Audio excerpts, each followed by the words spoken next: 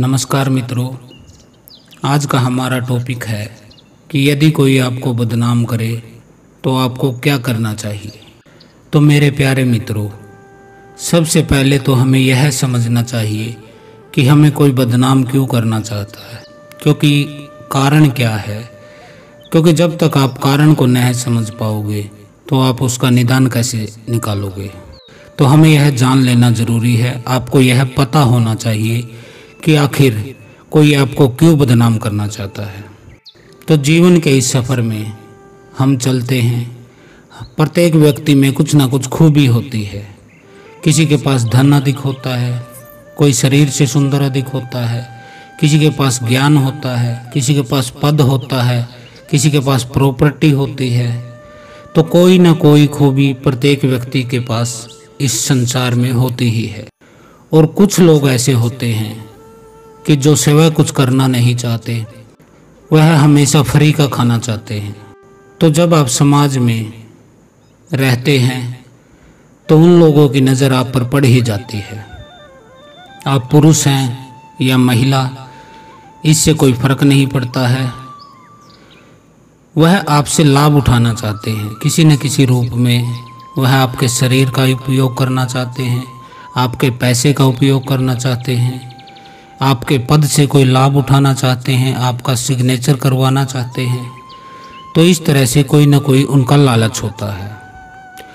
उसके लिए वह पहले आपको लालच देकर आकर्षित करते हैं। पहले तो नॉर्मल आपको आकर्षित करने की कोशिश करेंगे। जब आप उनकी तरफ देखोगे नहीं, उनकी बात सुनोगे नहीं, फिर वह लालच के थ्रू, जो बोलते हैं ना, साम दाम दंड भेद, वह पूरी कोशिश करते हैं। लेकिन आप टस से मस नहीं होते हैं। जब उनके सारे रास्ते बंद हो जाते हैं तब वह आपको बदनाम करना शुरू करते हैं। और वो करते क्यों हैं? वो सिर्फ आपका अटेंशन पाना चाहते हैं ताकि आप उनका काम कर दो।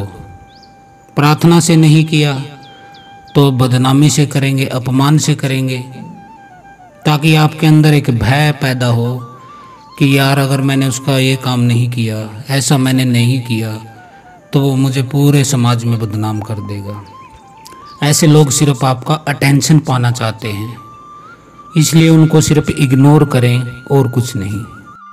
यदि कोई आपको बदनाम करने की कोशिश कर रहा है तो पहली तो बात यह है कि जो आपको जानते हैं, पहचानते हैं, आपके अस्तित्व से, व्यक्तित्व से पूर्णतः परिचित हैं, वह तो इन बातों पर विश्वास करेंगे ही नहीं।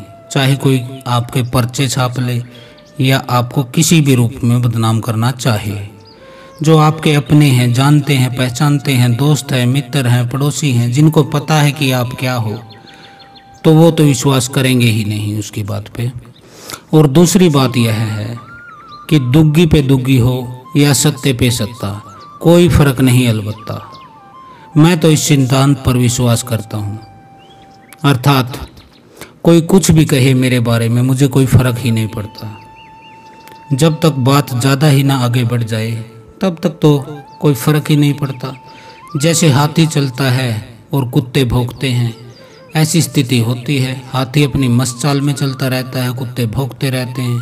कुत्ते सोचते हैं तुम्हारे भौंकने से हाथी को फर्क पड़ रहा है, तो वो गलत सोचते हैं। इस दुनिया में अच्छे और बुरे दोनों प्रकार के व्यक्तियों का एक संगम है। इसलिए यह तो मानकर आपको चलना ही पड़ेगा कि आपको जीवन में हर तरह के लोगों का सामना करना पड़ेगा। जिस तरह सुख दुख आता है, धूप छाव आती है, दिन रात आता है, पाप पुण्य होता है, सच झूठ होता है, इसी तरह इस दुनिया में दोनों प्रकार के, नेगेटिव और पॉजिटिव, दोनों प्रकार के व्यक्तियों का एक संगम है। तो आपको यह तो मान ही लेना चाहिए कि आपको अच्छे भी मिलेंगे, बुरे भी मिलेंगे। जैसे धूल लग जाने पर हम वस्त्रों को झाड़ लेते हैं, लगभग उसी तरह से ऐसे लोगों को भी आपको धूल समझकर झाड़ते चलना चाहिए। उस मस्त हाथी की तरह चलते रहना चाहिए, धूल को झाड़ते हुए। हाँ, यदि कोई व्यक्ति ज़्यादा ही बदनाम करे, अपनी सीमा लांघ दे, आपके चरित्र पर अटैक करे, तो फिर आप महसूस करने लग जाओगे कि बात अब कुछ ज़्यादा बढ़ गई है। तो ऐसी परिस्थिति में आपको चुप नहीं बैठना चाहिए। पहले तो उससे मिलकर बात करें, समझाकर बात स्पष्ट करें। भाई तेरे को दिक्कत क्या है, क्यों ऐसा कर रहा है तू? ब्लैकमेलिंग यहाँ चलेगी नहीं, फिर तुझे दंड दूंगा मैं।